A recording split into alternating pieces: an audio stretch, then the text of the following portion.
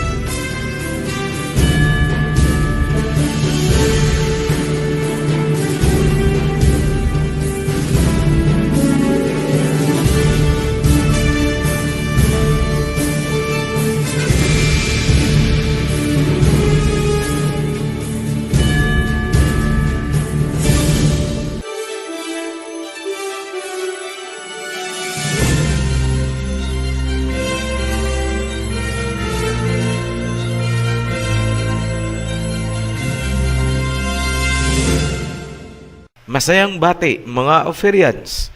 Kami ay nagpapasalamat sa mga patuloy na sumusubaybay at sumusuporta sa ating channel. Lagi po ninyong tandaan, tumutok lamang sa official channel ng Ophirian Heritage Conservatory. Dito po kayo mag-comment upang masagot namin ang inyong mga katanungan. Maraming nagtatanong sa atin kung dapat pa bang sundin ang dietary law na matatagpuan sa Leviticus. Bilang tugon, ilalahad namin ang buong katotohanan tungkol sa mga pagkain dito lamang sa Ophirian Heritage Conservatory Channel. Aming pabubulaanan ang katuruan ng mga bulaang sekta na nilinisan na daw ang mga pagkain at maaari na daw itong kainin. Binaluktot nila ang mga kautusan gamit ang mga sumusunod na talata sa Biblia. Number 1, Acts Chapter 10, verse 11 to 15. Tungkol po ito sa vision ni Peter kung saan may ibinaba na kumot mula sa langit at sinabihan siyang kumain ng mga karumaldumal na pagkain. Number 2, Matthew chapter 15, verse 11 at Mark chapter 7, verse 15 kung saan sinabi ng Mesaya na hindi ang pumapasok sa bibig ng tao ang nakaka-defile, kundi ang lumalabas sa bibig. Number 3, 1 Corinthians chapter 10, verse 25 to 27. Ito ang mapanlinlang na kasulatan ni Pablo. Unahin natin ang Acts chapter 10, verse 15. The voice spoke to him a second time. Do not call anything impure that Alahayam has made clean. Ganito ito binaluktot ng mga bulaang tagapagturo gamit ang hugot at tapal technique. Una nilang babasahin ang verses 11 hanggang 15 kung saan sinasabi na may kumot na bumaba at naglalaman ng mga karumalduman na pagkain at pinapakain si Peter. At sinabi ng boses na huwag tatawaging marumi ang mga pagkaing nilinisan na. Hanggang doon na lang nila babasahin at hindi nila ibibigay ang mga sumusunod na verses hanggang sa chapter 11 kung saan ipinaliwanag ni Peter ang kahulugan ng kanyang vision or pangitain. Imbis na ipaliwanag ang kahulugan ng vision, gumawa itong mga bulaang tagapagturo ng libadurang doktrina na nilinisan na daw ang mga pagkain kung kaya pwede na daw kainin. Pagtitibayin nila ang kanilang baluktot na katuruan gamit ang mga salita ng peking apostol na si Pablo. Obsolete na daw ang Leviticus dahil para lamang daw sa mga Israelites. Obsolete na daw ang kautusan na ibinigay kay Moses. Magaling, mga pastor talaga kayo ni Satanas. Ibibilad ng OHC ang mga baluktot ninyong katuruan na nagpapahamak sa sangkatauhan. Here we go.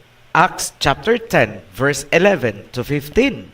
He saw heaven opened, and something like a large sheet being let down to earth by its four corners. It contained all kinds of four-footed animals, as well as reptiles and birds. Then a voice told him, "Get up, Peter, kill and eat." Peter replied, "Surely not, Alahayam. I have never eaten anything impure or unclean." The voice spoke to him a second time, "Do not call anything impure that Alahayam has made clean." Analyze natin ang nilalaman ng bawat verse. Sa verse 11 and 12, may bumaba na kumot, naglalaman ng mga karumal-dumal na pagkain. Verse 13, sinabi ng boses kay Peter, "Magkatay at kumain." Verse 14, tumanggi si Peter at sinabi niyang hindi siya kailanman kumain ng maruruming pagkain. Verse 15, sumagot ang boses kay Peter, "Huwag mong tatawaging marumi ang anumang bagay na nilinisan na." Hanggang dyan lang ang ituturo ng mga bulaan. Pwede na daw kainin ang mga karumalduman na pagkain. Tanong, literal bang pagkain ang ibig sabihin ng vision ni Peter? Hindi niyo po mauunawaan ang tamang kahulugan kung hugot at tapal ng mga verses ang gagawin nyo tulad ng gawain nitong mga bulaang tagapagturo. Kailangang basahin nyo at unawain ang buong nilalaman ng Acts chapter 10 and chapter 11. Huwag po hugot dito, tapal doon, sabay gawa ng libadurang doktrina. Talakayin natin ang mahahalagang punto ng chapter 10 hanggang chapter 11. Simulan natin sa chapter 10. At Caesarea, there was a man named Cornelius, a centurion in what was known as the Italian regiment. He and all his family were devout and fierce the Alahayam. He gave generously to those in need and prayed to Alahayam regularly. Linawin ko ang identity ni Cornelius. Very important po ito. Ayon sa nasusulat, si Cornelius ay isang centurion na nabibilang sa Italian regiment. Ibig sabihin, siya ay isang kawal, isang sundalong Romano. Hindi siya Hudyo at hindi rin Israelite. In short, hindi siya kalahi ni na Peter. Tandaan niyo po yan. Ituloy natin. Verse 3, chapter 10 pa rin. One day, at about 3 in the afternoon, he had a vision. He distinctly saw an angel of Alahayam who came to him and said, "Cornelius." Cornelius stared at him in fear. "What is it, Alahayam?" he asked. The angel answered, "Your prayers and gifts to the poor have come up as a memorial offering before Alahayam. Now, send men to Joppa to bring back a man named Simon, who is also called Peter." Tagalog, isang araw, bandang 3:00 ng hapon, nagkaroon si Cornelius ng pangitain. Nakita niya ang isang anghel. Sinabi sa kanya ng anghel, "Nakarating sa Alahayam ang iyong mga panalangin at ang iyong kawang gawa para sa mahihirap. Magpadala ka ng mga tao. Ipasundo mo si Simon na tinatawag ding Pedro." At ganun nga ang ginawa ni Cornelius. Nagpadala siya ng 3 kalalakihan upang anyayahan at sunduin si Peter.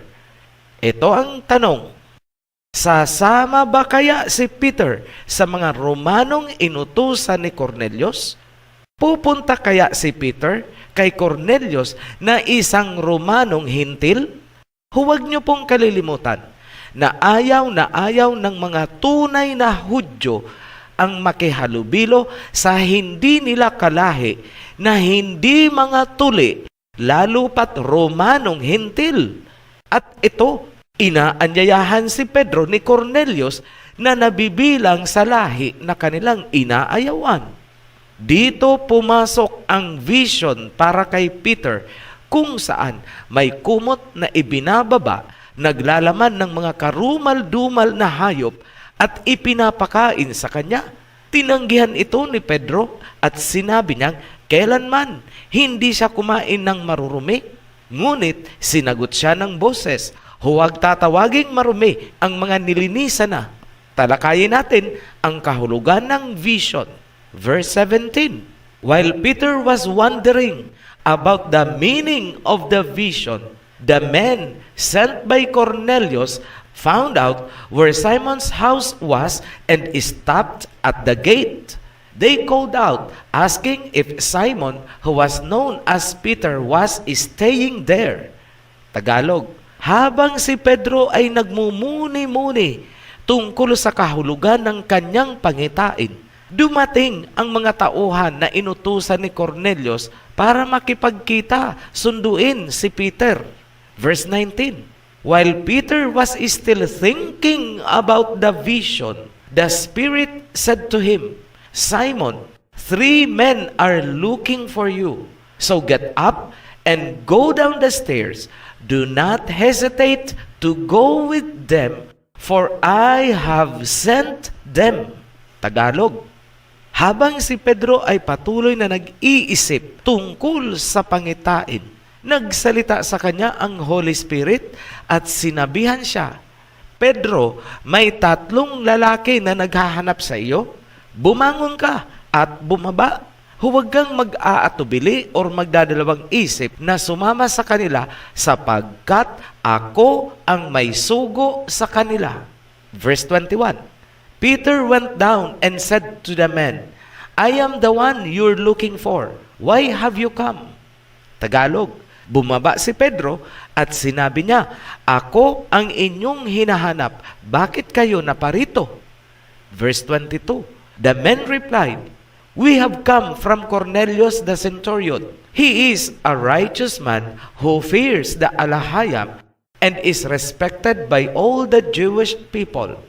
A holy angel told him to ask you to come to his house so that he could hear what you have to say. Sumagot ang kalalakihan, isinugo kami ni Cornelius, isang senturyon. Siya ay matuwid na tao at may takot sa Elohim at siya ay iginagalang ng mga Hudyo.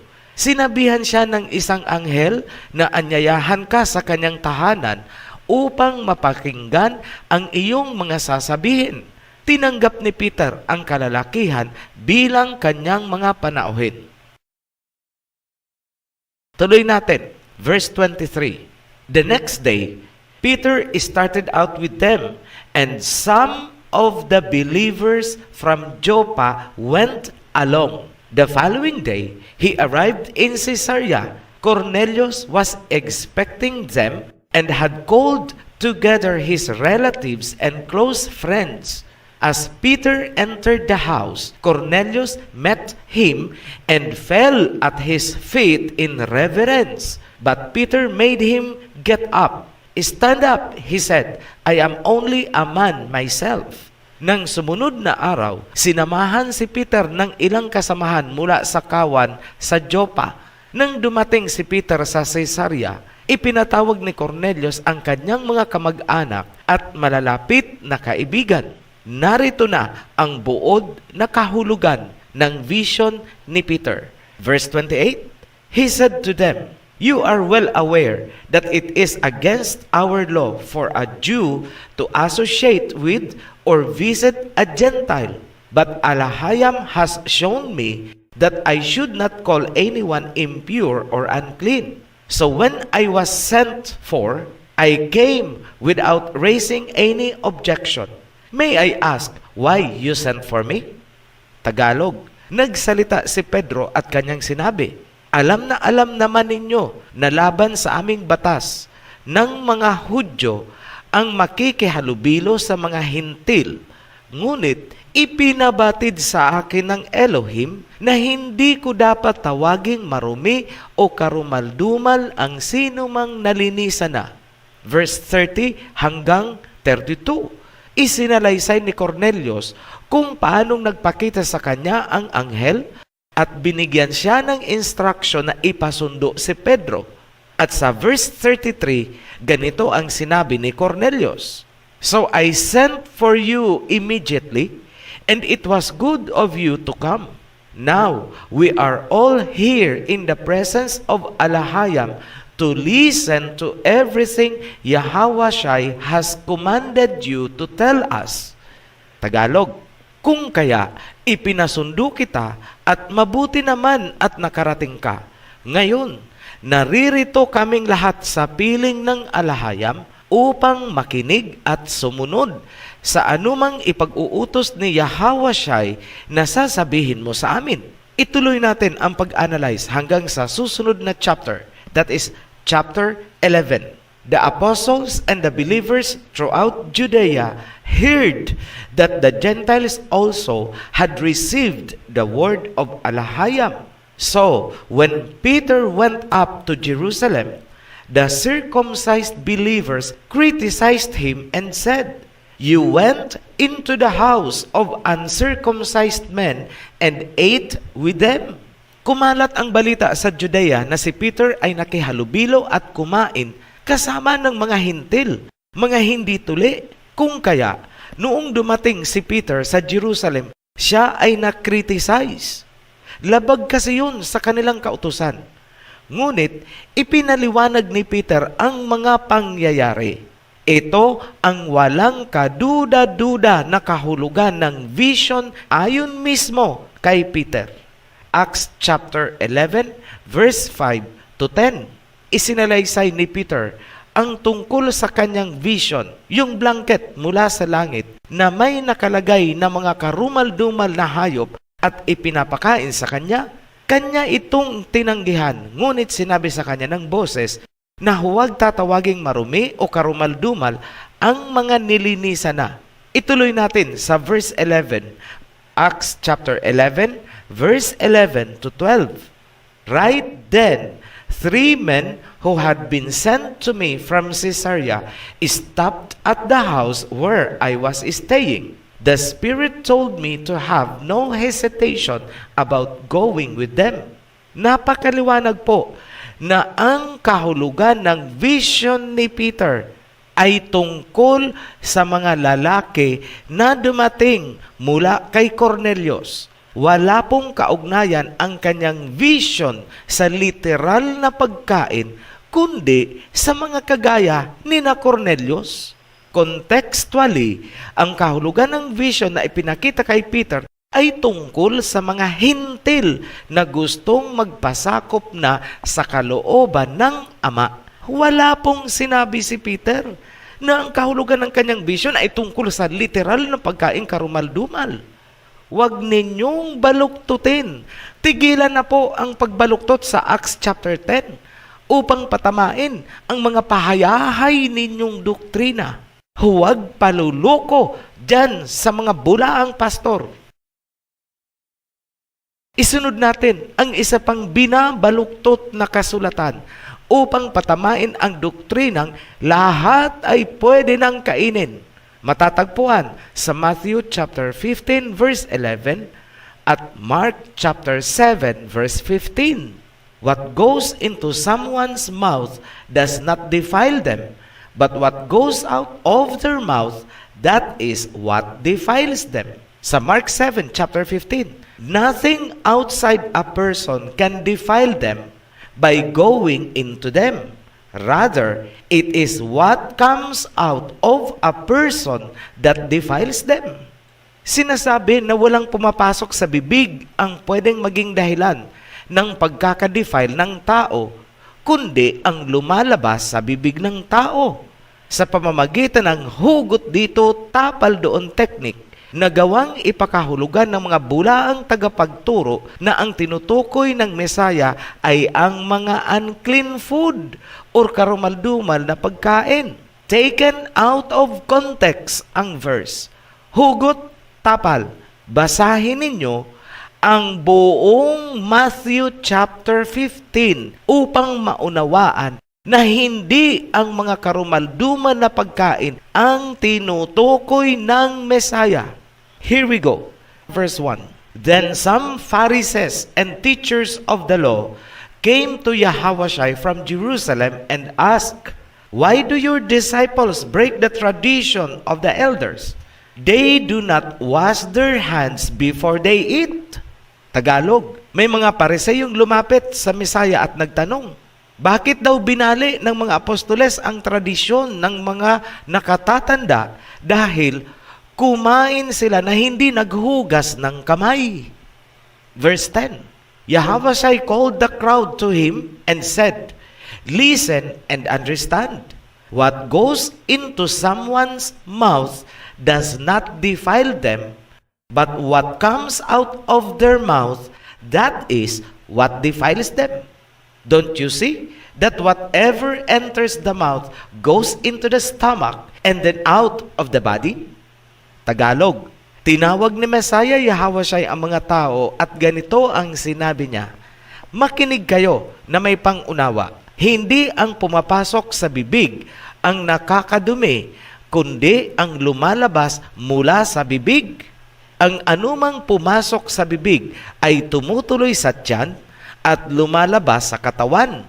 Verse 18, but the things that come out of a person's mouth come from the heart, and this defile them.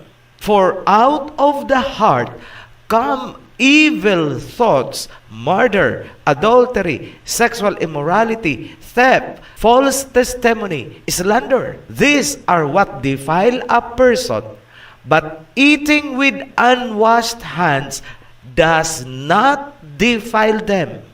Tagalog, ngunit ang mga bagay na lumalabas mula sa bibig ay nanggagaling sa puso at yun ang nakakadumi sa mga tao, sapagkat nagmumula sa puso ang masamang kaisipan, mga pagpatay, pangangalunya, imoralidad, pagnanakaw at bula ang pagpapatunay. Yan ang nakakadumi sa tao at hindi ang maruming kamay na hindi nahugasan bago kumain. Maliwanag po ang tinutukoy ng Mesaya na pumapasok sa bibig, ngunit hindi nakaka-defile ay ang dumi ng kamay na hindi nahugasan bago kumain.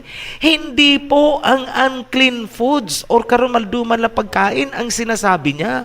Mga bula ang tagapagturo. Binaluktot nyo ang Matthew chapter 15 verse 11 at Mark chapter 7 verse 15. Pakiayos lang po mga bula ang pastor at tagapagturo. Ayusin nyo ang mga turo nyo at huwag puro love offering at tithes lang ang inaatupag nyo. Isa pang may kinalaman sa pagkain na nais naming ituwid ay ang sinulat ni Pablo. Ganito ang sinabi niya sa 1 Corinthians chapter 10 verse 25 to 27. Eat anything sold in the meat market without raising questions of conscience, for the earth is rolled and everything in it. 27. If an unbeliever invites you to a meal and you want to go, eat whatever is put before you without raising questions of conscience. Mabulaklak, questions of conscience. Okay, ganito. Sa verse 25 to 26, sinabi ni Pablo na huwag magtatanong, kesyo, ang mundo ay pag-aari ng Ama. Yes, tama ka Pablo sa puntong yan. Sa sinasabi mong pag-aari ng alahayam ang mundo. Kaya nga, nagbigay siya ng mga kautusan kung paano maninirahan at kakain sa mundo dahil pag-aari niya itong mundo.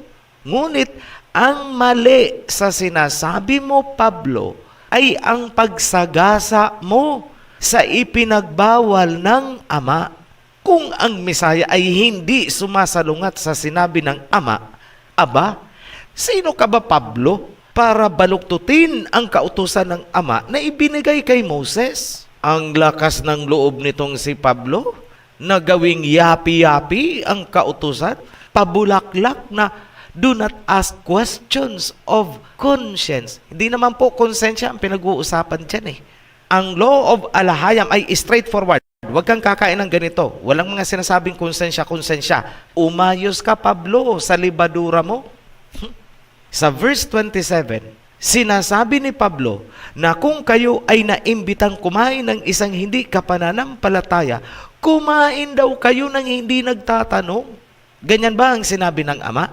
Wala pong sinasabing ganyan ang Ama. Imbento ni Pablong Pariseo yan.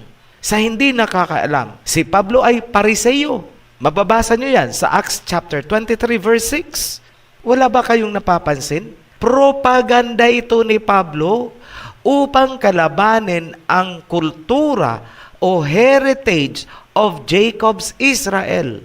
Hindi nyo pa rin ba nakikita na ang pinag-uugatan ng panulat ni Pablo ay ang hangaring burahin ang kultura ng mga Hebrew Israelites na naaayon sa mga kautosang ibinigay ng Ama kay Moses? Nag-iisip po ba kayo habang nagbabasa ng yapi-yapi ni Pablo? Huwag na tayong magpaikutan sa mga libadura ni Pablo. Pili na lang kayo kung ano ang nararapat sundin. Salita ng Ama at ng Mesaya or salita ni Pablo na isang Pariseo. Ganon kasimple. Tandaan ang sinasabi ko. Hindi po binago ng Mesaya ang mga kautusan. Muli naming bibigyan ng diin ang mga sumusunod na katibayan. Number 1, Matthew chapter 5 verse 17. Sinabi ng Mesaya na hindi siya naparito upang baguhin or alisin ang mga kautusan. Number 2, Matthew chapter 23 verse 34. Sinabi ng Mesaya na siya ay magpapadala ng mga propeta at madudunong upang ituro ang mga kautosang ibinigay ng Ama kay Moses. Number 3, Revelation chapter 22 verse 14, King James Version. Mapalad ang mga sumunod sa mga kautusan sapagkat sila ay makakapasok sa Holy City. In short, magkakaroon sila ng buhay na walang hanggan. Bilang pangwakas na talata, nasusulat ang salita ng Mesaya King Yahawashai. Matthew chapter 5 verse 18. For truly I tell you, until heaven and earth disappear, not the smallest letter, not the least stroke of a pen, will by any means disappear from the law until everything is accomplished. Katotohanan, sinasabi ko sa inyo, maglaho man ang langit at lupa, walang magbabago or mawawala ni isang guhit mula sa kautusan hanggang matupad ang lahat. Kailan matutupad ang lahat na dapat matupad? Sa Judgment Day, sa araw ng paghuhukom, kung saan ang lahat ng tao ay lilitisin ayon sa kanilang gawa. Revelation chapter 20 verse 12. And I saw the dead, great and small, standing before the throne, and books were opened. Another book was opened, which is the book of life.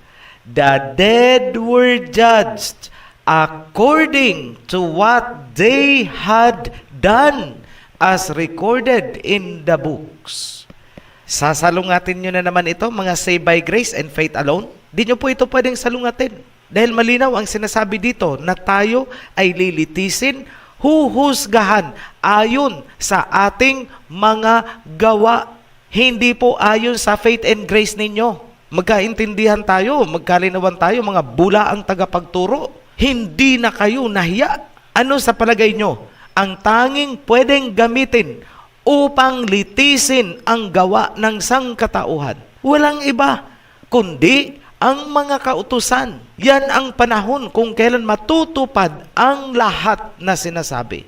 Yan ang panahon kung saan huling gagamitin ang mga kautusan na sinisipa ng mga bulaang sekta na sunod-sunuran kay Pablo, ang peking apostol ng mga hintil. Sige, magpakahintil kayo. Panoorin nyo na lang ang Perdition series para malaman ang tunay na pagkatao at hangarin ni Pablo Nakalagay po sa description nitong video sa ibaba lamang ang link para sa mga bulaang pastor at tagapagturo nitong mga Babylonian religions. Pakinggan nyo ang sasabihin ko sa inyo. Save your souls. Muli po kaming nagpapasalamat sa mga patuloy na sumusuporta sa ating channel. We are happy to announce, meron na po tayong mahigit 80 chapters worldwide and still counting. Sa mga nagre-request ng bautismo, click nyo lang ang link na nasa ibaba ng video.